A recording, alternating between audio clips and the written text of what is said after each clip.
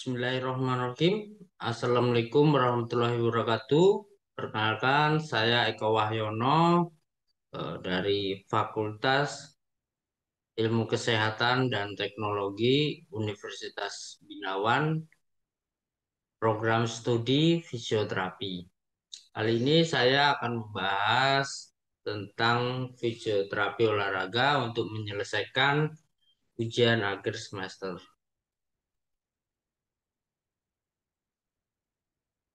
Pertama, yaitu pengertian daripada fisioterapi, yaitu dalam fisioterapi bidang olahraga merupakan pelayanan kesehatan yang ditujukan bagi individu dan masyarakat untuk mengembangkan, memelihara, dan memulihkan efek fungsi khususnya dalam bidang olahraga.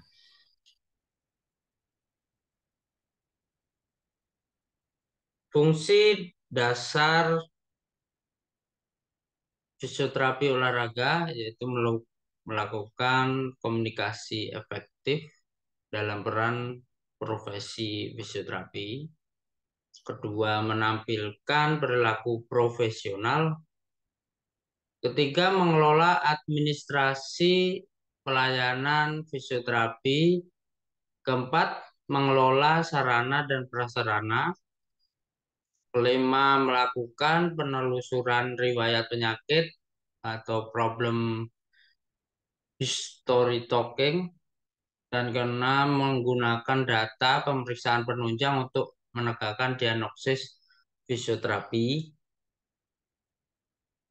Ketujuh, melakukan tindakan yang berorientasi pada keselamatan pasien atau klien, fisioterapi, dan alat.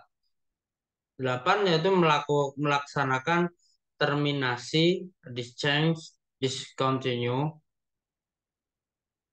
Kesembilan, melakukan prosedur atau trace pelayanan pasien. Ke-10, melakukan prosedur bantuan hidup dasar. Di sini contoh pemeriksaan tes pada kasus piriformis sindrom. Saya di sini mengambil sampel yaitu tentang kasus piriformis sindrom. Di sini pertama melakukan pemeriksaan tanda vital. Tanda vital di sini juga untuk menentukan dosis yang kuat bagi tindakan fisioterapi, khususnya exercise. Dan tak kalah penting yaitu vital sign, yaitu tekanan darah, denyut nadi, suhu tubuh, pernapasan, dan yang lainnya. Yang kedua, melakukan pemeriksaan antropometri, yaitu melakukan tes, yaitu antropometri pada atlet. Postur tubuh ya juga mempengaruhi seorang atlet sebagai salah satu cabang olahraga prestasi.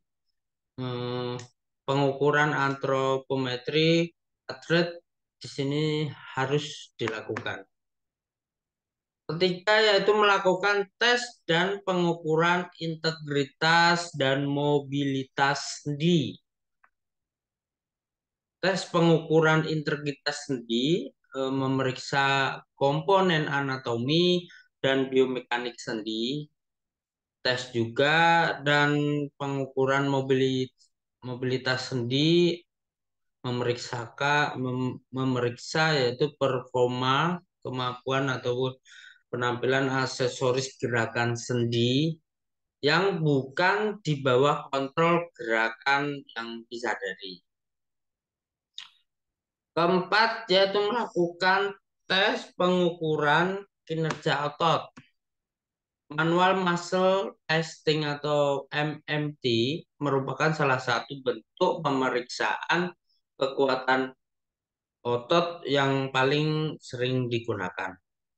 Kelima, melakukan tes dan pengukuran postur. Alat ukur menggunakan volumetric dayers, yaitu mengukur postur tubuh atau mampu menilai normalitas dan kelainan susunan tulang belakang. Keenam, yaitu melakukan tes dan pengukuran nyeri. Pemeriksaan yang dipilih yaitu menggunakan visual analog scale yang pengukuran dilakukan dengan cara pasien diminta untuk menilai derajat nyerinya sendiri dengan angka. 7 yaitu melakukan tes dan pengukuran refleks. Pemeriksaan penunjang elektromiografi atau MMG dapat mendukung diagnostik sindrom piriformis. Oleh karena itu, belum banyak data penelitian yang mendukung tes provokasi dan EMG tersebut. Dan yang kedelapan yaitu melakukan tes berjalan, lokomosi, dan keseimbangan. Fisioterapi menggunakan tes dan pengukuran ini untuk memeriksa adanya gangguan berjalan, lokomosi, dan keseimbangan untuk memeriksa risiko jatuh. Fisioterapi juga menggunakan tes dan pengukuran ini untuk menentukan apakah pasien perlu menggunakan peralatan bantu ataupun tidaknya. Kesembilan yaitu melakukan tes pengukuran kapasitas aerobik atau ketahanan untuk memperkirakan atau mengetahui kemampuan aerobik. Hasil tes ini untuk memprediksi beberapa lama seseorang mampu beraktivitas dan bertahan dalam kondisi aerobik. Dan yang terakhir yaitu 10 yang melakukan tes dan pengukuran lingkup gerak sendi dan panjang otot. Melakukan tes ini yaitu menggunakan teknik dasar ya. ROM yang disebutnya ring of motion adalah suatu teknik dasar untuk digunakan menilai gerakan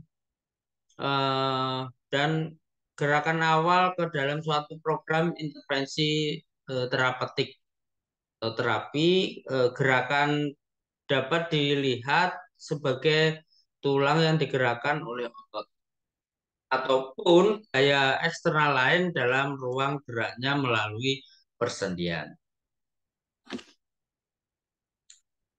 Di sini contoh daripada contoh diagnosisnya, prognosis pada kasus piriformis syndrome. Tidak ada tes ya pasti untuk sindrom piriformis. Dalam banyak kasus terdapat riwayat trauma pada area tersebut.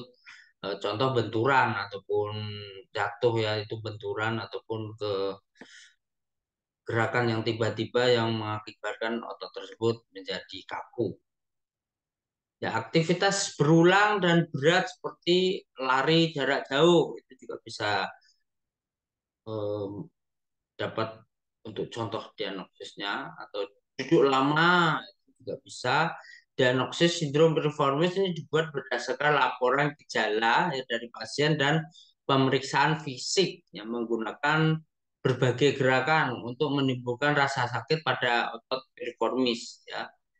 Contohnya banyak sekali yaitu menekuk kaki supaya otot piriformis itu terasa sakit. Nah, seperti itu. Dalam beberapa kasus, di sini otot piriformis yang berkontraksi atau lunak dapat ditemukan selama pemeriksaan fisik.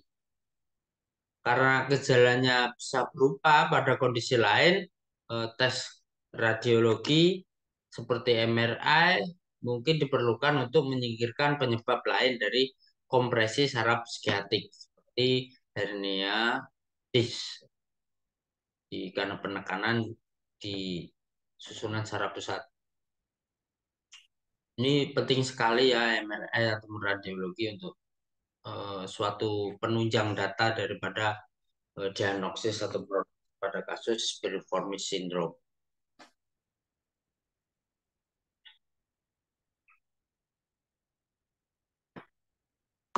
Contoh intervensi pada kasus piriformis syndrome yaitu pertama merencanakan intervensi fisioterapi.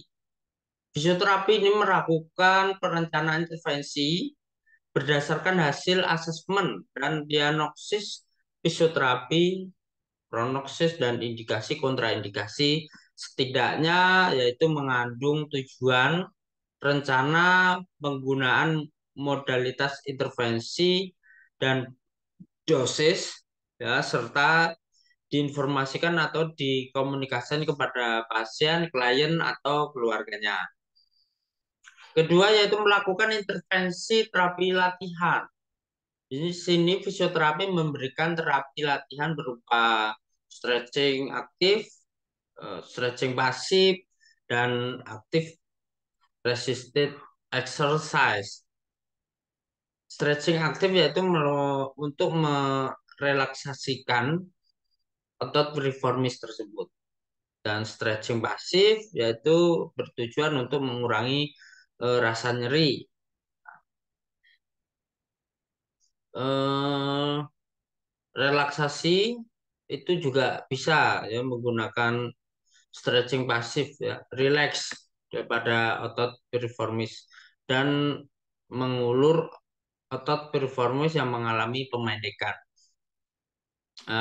Aktif resistance exercise yaitu untuk mengukur otot piriformis yang mengalami pemendekan itu jadi di bagian yang lainnya ya supaya tepat sekali ya, intervensinya dan untuk meningkatkan kekuatan pada otot piriformis tersebut. Ketiga yaitu melakukan intervensi manual terapi. Terapi manual atau disebut juga terapi manipulatif eh, adalah keterampilan khusus ya yang dimiliki oleh seorang fisioterapi ataupun terapis fisik untuk penata laksanaan masalah.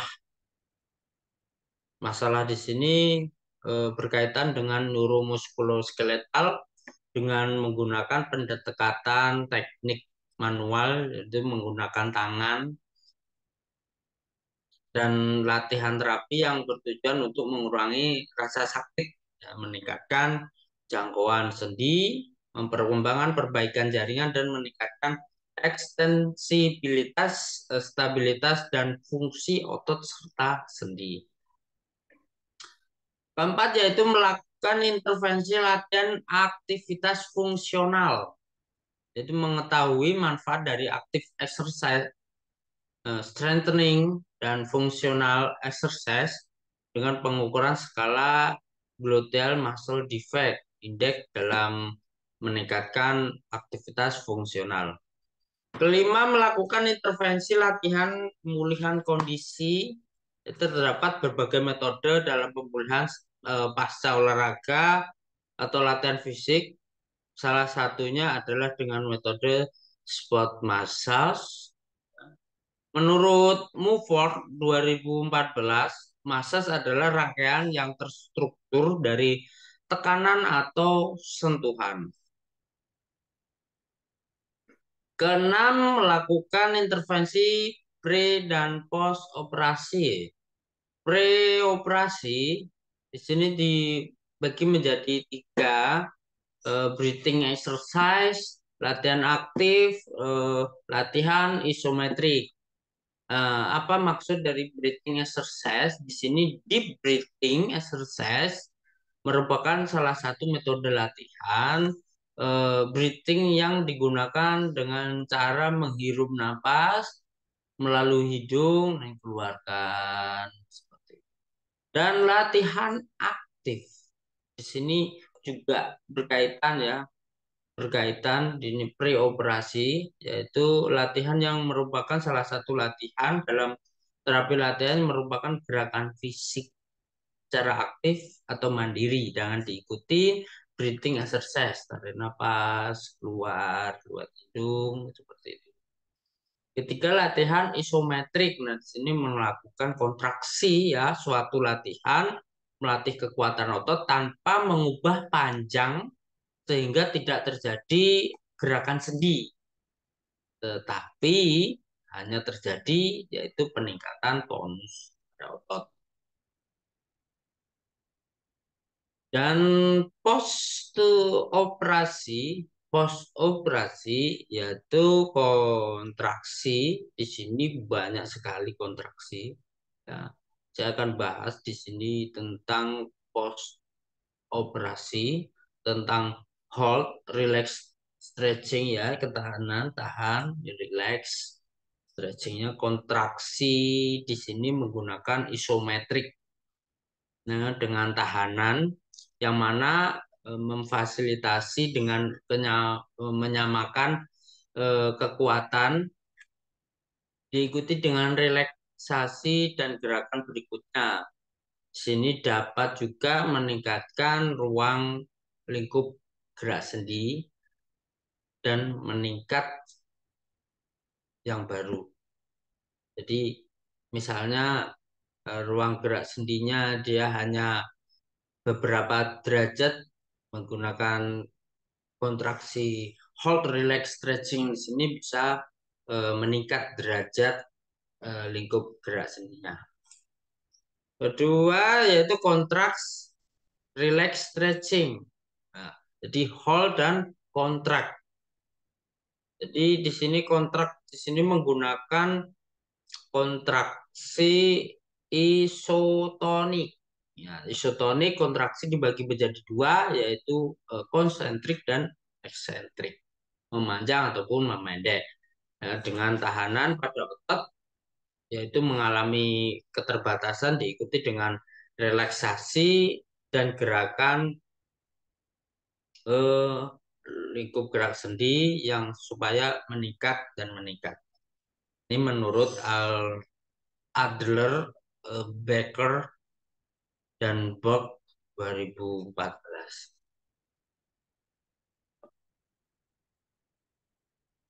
Ketujuh, yaitu melakukan intervensi tapping atau bending, yaitu penerapan kinesiotyping atau bending elastik pada intervensi latihan stabilisasi terhadap penurunan nyeri akibat cedera pada jaringan ikat, yaitu khususnya pada ligamen ataupun yang lainnya.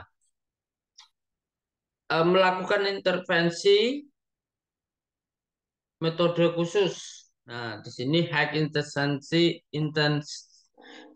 interval training atau IIT ya, diterapkan sebagai model latihan khusus combat sport. Ditingkatkan terhadap menggunakan parameter intensitas eh, serang dan bela. Kesembilan yaitu melakukan intervensi latihan kebugaran. Ini sangat penting sekali, yaitu aktivitas latihan fisik atau olahraga dapat dilakukan secara memilih jenis ya latihan yang disenangi dan sesuai tingkat kemampuan fisiknya. Tidak harus dengan metode latihan atau olahraga satu jenis saja. Jadi menyesuaikan daripada kondisi daripada pasien. Itu supaya mengembangkan aspek gerak fisik dan yang kuat untuk tujuan pemeliharaan kondisi kebugaran pada jasmani. 10 yaitu menerapkan teknologi terkini fisioterapi. Di sini menggunakan modalitas fisioterapi, yaitu ini langkah yang intervensi terakhir yaitu menggunakan infrared, menggunakan TENS, terus ultrasound dan semacam lainnya yaitu modalitas fisioterapi. Contoh evaluasi pada fisioterapi sport itu hasil evaluasi dapat digunakan sebagai indikasi menghentikan terapi apabila target terapi sudah dicapai. Jadi di sini kalau apabila target eh, terapi latihannya sudah dicapai, klien sudah terdapat kesembuhan atau tingkat derajat nyerinya berkurang, di sini tidak dilakukan yaitu intervensi lagi ataupun terapi lagi dengan kita bisa memberikan support ya supaya klien kita terus melakukan aktivitasnya yang dapat menjaga maupun meningkatkan kekuatan otot tersebut. Dan apabila terapi belum tercapai, dilakukan penyusunan rencana ulang terapi dan seterusnya. Jadi kalau belum sembuh ya diharapkan selalu memberikan rencana ulang ataupun seterusnya supaya klien kita dapat eh, dapat menikmati ataupun dapat semacam kesembuhan dan lainnya. Jadi penting sekali. Jadi jangan putus asa apabila satu kali diberikan latihan terapi terus tidak mendapatkan kesembuhan, jangan putus asa. Di sini kita harus merencanakan ulang terapi dan selanjutnya sampai pasien atau klien kita eh, dapat ataupun mendapatkan kesembuhan. Terima kasih atas perhatiannya. Saya ucapkan mohon maaf atas apabila ada kekeliruan dalam saya berkata maupun materi yang saya paparkan. Wassalamualaikum warahmatullahi wabarakatuh.